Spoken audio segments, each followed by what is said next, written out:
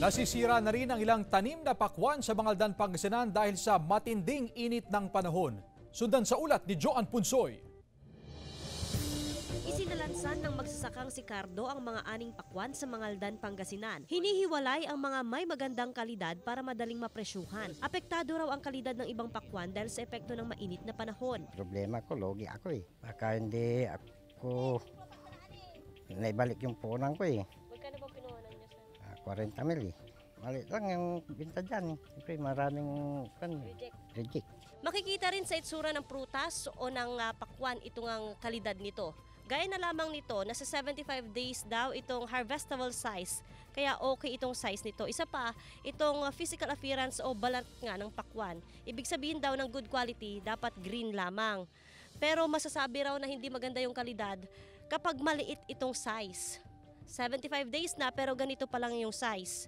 Isa rin na hindi good quality, itong yellow sa balat. Ibig sabihin daw kasi nito na sobrahan itong init ng araw. Gaya raw sa tao, nagkaka-sunburn din itong mga prutas o pakwan.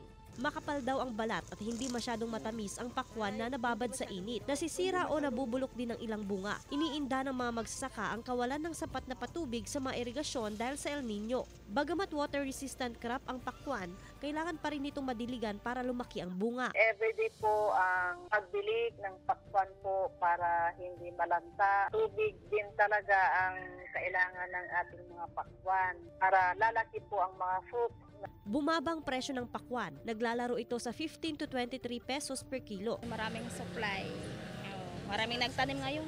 Alam natin na pag maraming supply, bababa po ang presyo. Talagang yun ang trend niya ngayon. Pinag-aaralan na raw ng otoridad ang tulong na ibibigay sa mga apektadong magsasaka dahil sa El Nino. Kasama si Ron Alistair Taniedo, Joan Punsoy, One North, Central Luzon.